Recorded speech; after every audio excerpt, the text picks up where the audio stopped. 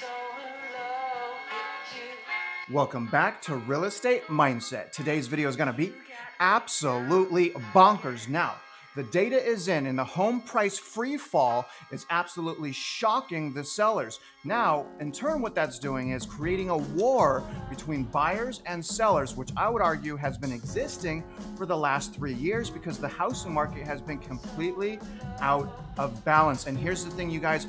Finally, buyers are starting to get a foothold in this war once again, and we're starting to get buying incentives. We're able to lowball offers and get them accepted. So as we move into 2023, I expect things to get better and better for buyers. And today what we're going to do is we're going to jump into Zillow's monthly update. I know it's middle of January, guys, but we waited a long time to get this report, and the report is finally here. So we're going to take a listen today on what Zillow has to say about 2023. Now remember, this is my personal YouTube channel. I'm not a financial advisor, even though my bio is as someone that woke up at 5 a.m. to do this video in hopes that I can get this video out to you guys before you start work today. So I woke up at 5 a.m. For that effort, guys, do me a favor, like this video, subscribe if you haven't already, shoot me a comment below and share it. But either way, let's jump into this article now. You guys know that Zillow has been lagging behind Redfin, and it's been a little bit frustrating, but finally they're starting to catch up. They're finally starting to point out negative equity growth. They're pointing out rent decline. They're pointing out a lot of stuff, and it took them, the entire year. We could not lean on Zillow at all for 2022. So this is their last 2022 report. I'm very curious moving forward what they're going to say. And then an interesting thing about this report, guys, is they did not forecast. So there is no forecasting in this report that I could find. The name of the article is Home Prices Kept Dropping in December Before Mortgage Rate Relief Arrives. So we'll draw a relationship between lowered interest rates and demand trickling back into the market. Home values slipped 0.2% in December, a repeat of November's modest decline, leaving the typical home value at $356,000 or 0.7% below the peak set in June, according to the Zillow Home Value Index. Now, I want to point out what's very interesting is Redfin actually has median sales value at $350,000. So Redfin and Zillow have greatly different data. And having said that, even though Zillow has been dooming us for the last 3 years, I still feel like it's basically important to follow their data so we get additional perspective from multiple data providers, because honestly, guys, we really can't trust this data. I really feel like a lot of these companies are just cheerleading and masking the realities of what's going on. And we're seeing things really kind of, spiral out of control, especially in tech and the real estate industry. And as we go again into 2023, it's only going to be clearer and clearer that we're actually in a recession now and things are going to get worse. And as things get worse, that's going to create the opportunities that I've been talking about to purchase real estate. So if we're patient right now and we're preparing right now, we will be able to get a deal of our dreams. But remember this, no one's going to do the work for us. No one's going to care as much as we care about our investment. And the sad thing about real estate is, guys, these agents, not all of them, but a lot of them will take advantage of your emotions. So I'm always saying, guard yourself, right?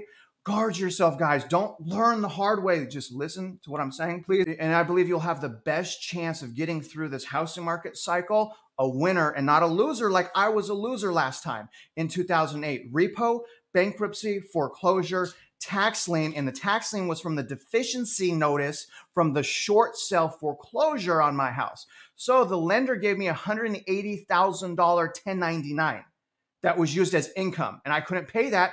IRS puts a lien on me for I think 9 or 11 years, because it exceeded the normal statute of limitations because of the bankruptcy.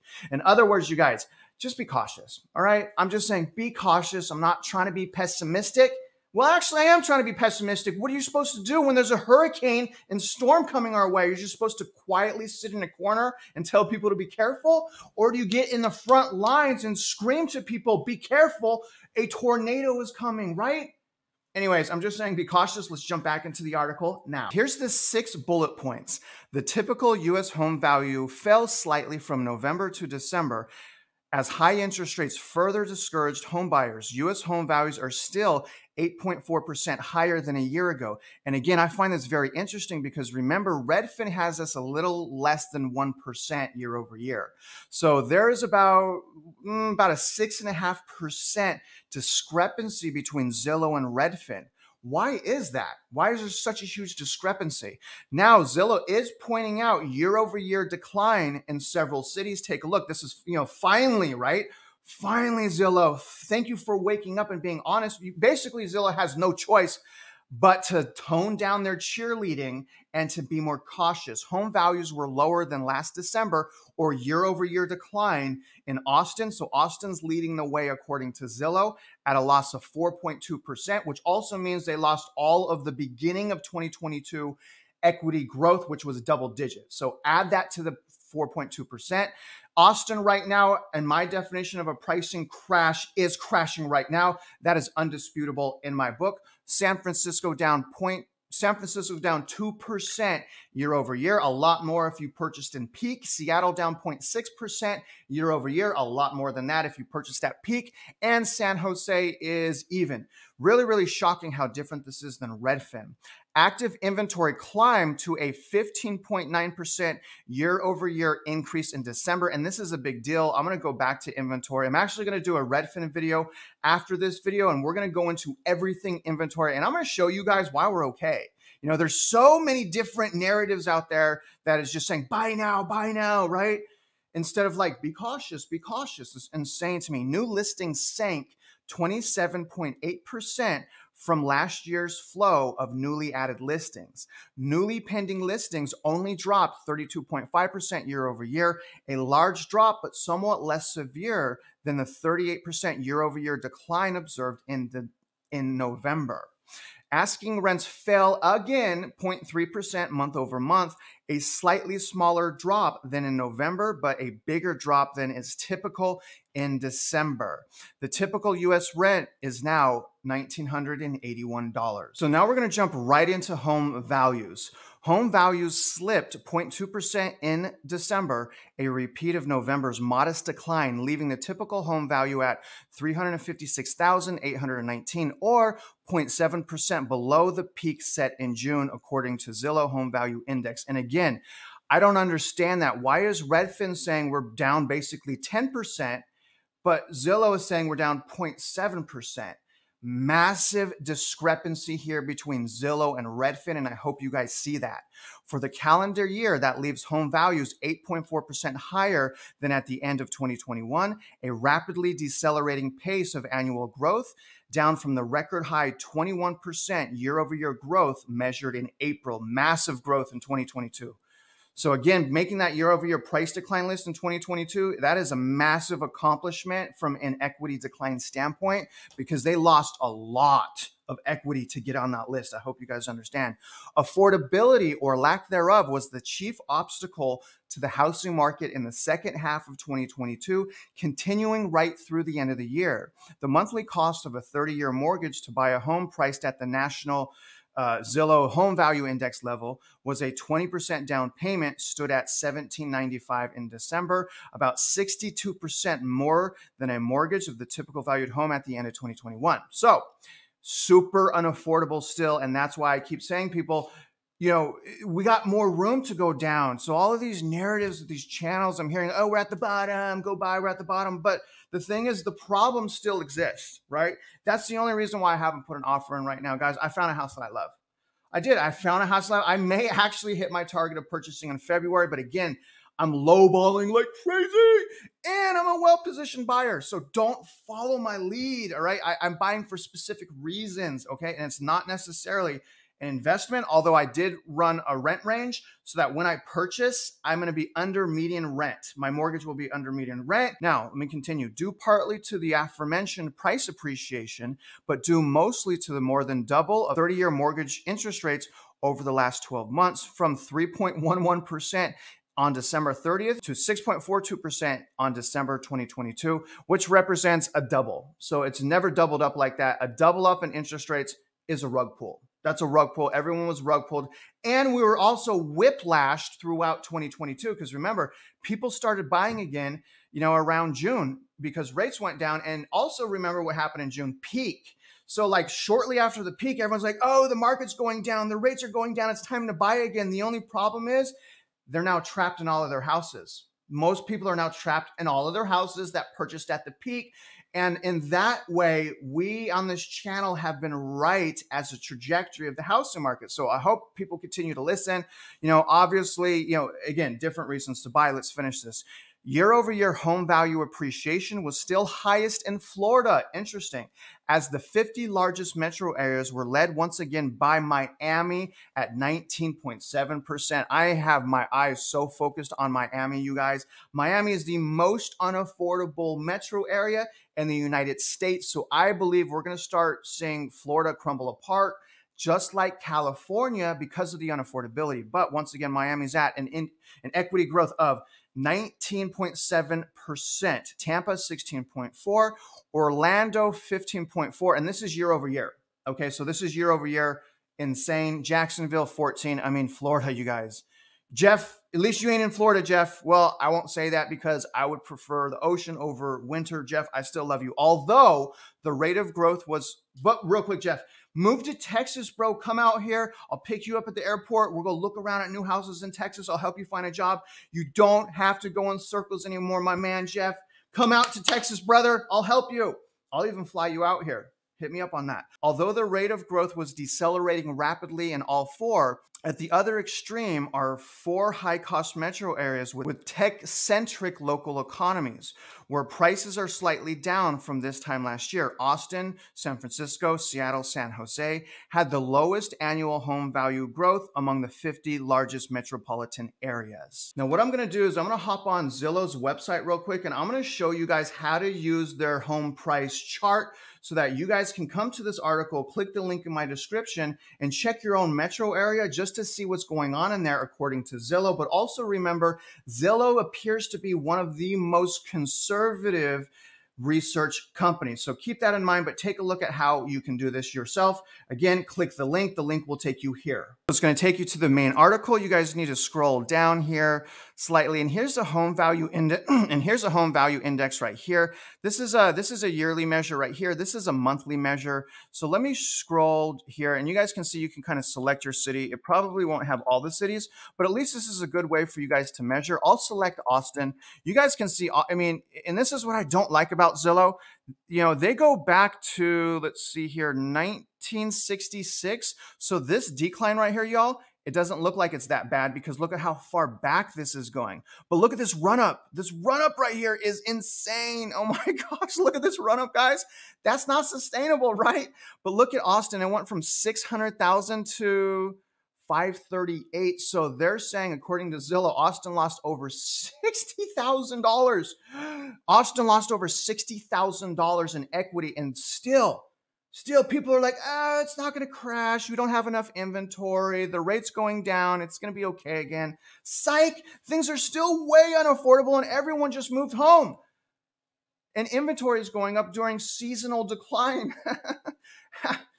Everyone, all I'm saying is just hold up a little bit, all right? But this is the graph here. You guys can select it. On the left is, again, the yearly. On the left, again, is the yearly. Here we have monthly. So month over month, Austin's down 1.3%, which is an annualized rate of over 12%. Right? That's pretty insane, you guys. Pretty insane indeed. The standoff between buyers and sellers, neither side has fully capitulated, but more sellers have been accepting lower offers. This is going to change. It's not going to be any clearer than it is in 2023 how that's shifted. I'm telling you guys right now, and that's why I'm saying buyers, all the buyers out there on the sidelines, do not rush out yet. The sellers are just now starting to feel the pain. By the third quarter of 2022, it was clear that the housing market was approaching some sort of stalemate. I would disagree. Overall, prices just went down and inventory went up. Buying incentives came back in the market. That's not a stalemate. That is an adjustment. Buyers balked at the high prices coupled with high mortgage rates, and many would-be sellers evidently steered clear of the market, sending the flow of new listings down to a trickle. The standoff left many listings languishing for months without a satisfactory offer, pushing up the median time on the market to the highest levels of the pandemic. 30 days for the median listing in December to go pending, or more than double the 2021 peak of 13 days in December, and up sharply from November's leisurely 22 days. in November of 2022, the latest month with complete data on closed transactions. This is crazy how they're lagging, you guys. Only 27.9% of homes sold for more than their last list price, down 44% in November of 2021. And again, that tells us it's not a stalemate. That tells us it's shifting to the buyer side because more homes are having to sell under their listing price than before. When the momentum of the hot summer housing market carried right through into the normally quiet winter months, meanwhile, over half of the homes, 52.9%, sold below their list price in November. That's a good thing for us as buyers. For the first time since July 2020, back when the surprising pandemic era housing market frenzy first kicked into gear, the rising share of below list price reflects the growing negotiating power of buyers in this market as inventory continued to rise against seasonal norms to a 15.9% year-over-year gain in active listings. That relative growth arrived in spite of only roughly 168,000 new listings hitting the market in December, the lowest monthly total in Zillow going back to 2018 and 27.8% fewer than last year's crop of December's new listings. I just want to remind you how far we've come. Now, I started sounding the alarm roughly in March of 2022. And remember, at that time, we had absolutely no data except that equity was going up way too much and things were way too unaffordable. But remember, if you've been watching me for that long, look at how much hate we've got through. Look at how much frustration we've got through. Look at how we were able to disregard the mainstream narrative or the narrative from YouTubers that just want to cheerlead and sell leads. We overcame all that into 2023. We now have all of the trends going our ways as buyers. So the reason I'm telling you guys that is don't just go run out and buy a house and throw all of that away. And also, if you're in a metro area like my boy Jeff M is in St. Louis, it's bad. Like St. Louis in that housing market is for sure bad. I look, randomly and I talk to Jeff. I'm like, Jeff, did you see this house go under market, low ball? And it is frustrating. So to people like Jeff that are on the sidelines and they're not seeing, this type of, calming or declining in their housing market, two things. Number one, you can always move, right? I moved. I was I was trapped in Southern California. I'm now in Texas. It's the best thing I ever did. And I really respect, where I live right now. But if you don't want to move and you want to continue to ride this out, understand that a crash and a correction and a reset, it does take time. But the thing is, guys, and this is what I want you to hold on to. If you're in one of those areas, hold on to the fact that the trends are now in our favor. Remember that. And we don't have confirmed recession. We don't have increasing unemployment somehow. We don't have an increase in foreclosures yet, right? So be patient, you guys, and understand unaffordability broke fundamentals and that needs to be corrected. And that's my point here. Plus, also watch the rental market. Oh my gosh, it's completely melting down. Let's get back into the article now. Thawing mortgage rates may be spurring the first green shots of the year ahead. The average interest rate on a 30-year mortgage has moved down 75 basis points in stop-start fashion from a high of 7.0% on November 10th to 6.33% on January 12th. That alone is enough to reduce a typical mortgage payment by 7.4%. That's a big deal. And there are early signs that buyers are responding to the positive turn of events by resuming their house hunt. And remember, guys, there's always going to be a massive demand on the sidelines. That's why we're in the situation when the Fed lowered rates and started giving, stimulus that acted as a free down payment. We're never going to be able to quench the thirst of that demand. And that's just the reality. So that's why I'm saying, don't freak out. There is a lot of demand on the side, but don't freak out because there's always been a lot of demand on the side. That's my point. Newly pending home sales, our most up-to-date indicator of sales volume, were down 32.5%, yikes, year over year in December. Still low, but a measurable improvement from the 38% year over year decline in November. Our smooth weekly measure of newly pending listings show this metric continuing to make up some good ground in the new year. Now down only 27.5% year over year as of January 14th. To reiterate this point, remember what I have been saying and I've been proving to you with math, with a simple calculator, right? The price is more important than the interest rates. The interest rates help tremendously. We want low interest rates. We want low payments. All I'm saying is don't get sold on that. Don't get sold on the rates going down. We always knew the price is more important than the interest rate. So don't get sold on that. Keep your eyes on what really matters, the price. Okay, that's my point. Let's hop back in the article. Now, this is a huge sticking point for me as far as continued equity decline moving into 2023, the rental market destruction. Rent cool down continues. Nationally, rents fell 0.3% from November to December, the larger drop than is typical for this time of year in the Zillow Observed Rent Index. That decline leaves rent down 0.8% from the peak in September. Annual rent growth decelerated again to 7.4%, the cool down in rent growth throughout 2022 observed in measures of asking rents will likely begin to show up in official measures of inflation for average rents paid, like in CPI, sometime in the first half of 2023. So what's remarkable is Jerome Powell came out, and I actually have a video on the speech, and said, we're going after the rental market. And I was listening to that, I was like, what, right? That's crazy. Rent, according to Dave Ramsey, and I didn't say this, Dave Ramsey said this, in every market since the birth of Jesus, it's always gone up. And again, other than using religion and business, which is it's kind of disgusting to me, and the guy does it all the time. My problem with that is the certainties that he's saying. He's saying always like this, so just buy, always like this, so just buy. And he said that at the peak of the housing market in June. So everyone that took his advice and purchased in June, I'm sorry, you guys are now trapped and upside down in your house by listening to that man. Now, here's a good thing. If you can hold for 10 years, staying trapped in your house as everyone else gets to play in the housing market, then you should be okay. And if you do struggle, just, side note, if you are struggling, from the bottom of my heart, I know how that is. It's a really horrible thing, but there are options, right? Contact servicing department, lender, talk about loan modification. But try to get ahead of it, guys. Don't just let it blow you in the wind like I did back in 2008 and 2009.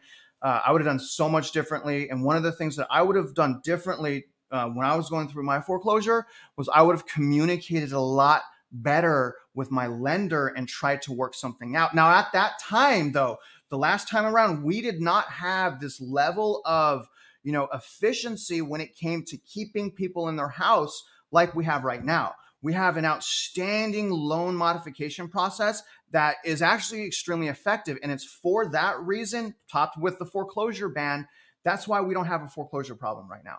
That's why it's super hard to see. That's why people are like, oh, we're not going to have a crash. We have historically low foreclosures numbers.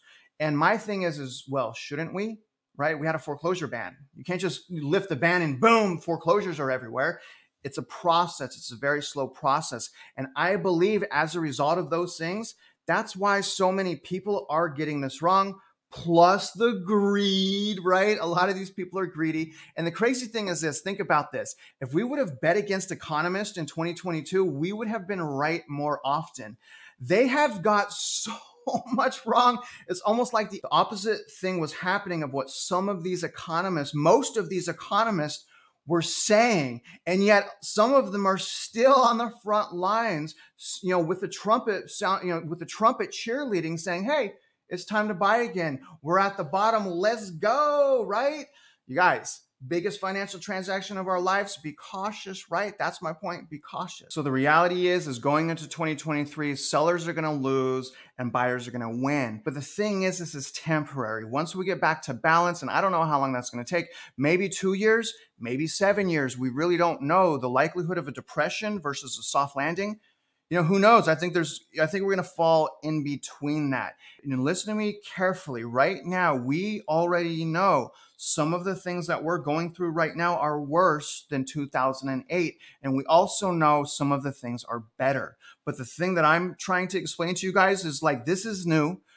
This is new. Things are still way unaffordable. The rental market's melting down, inventory's going up, and keep focused on the price, not the rate. And also remember, in order to get financing, there's 3 things you need to work on: credit, income, assets. Okay. So make sure your credit, your income, and your assets are good. And also you guys remember, study, please, you guys. Real estate is so hyper local. Study your local housing market, become an expert so that no one else, what a good deal is. And remember this, love your life, love your family, have a positive mindset. We're going to get through 2023 together, you guys. I'm going to let you guys know when I finally purchase a house. Like I said, I found one that I love. Oh my gosh. I'm going to probably look at it today. I may put an offer on. It's not even February. I'm so ashamed of myself, but I can tell you guys one thing. I'm going to get any house that I purchase at way under market value, and I will have the seller pay every penny of my closing costs, and I'll prove that to you. Now, other than that, guys, I really hope you guys got some value, insights, and perspective today. And if you're out there investing in real estate, you know I wish you luck, and I hope you win.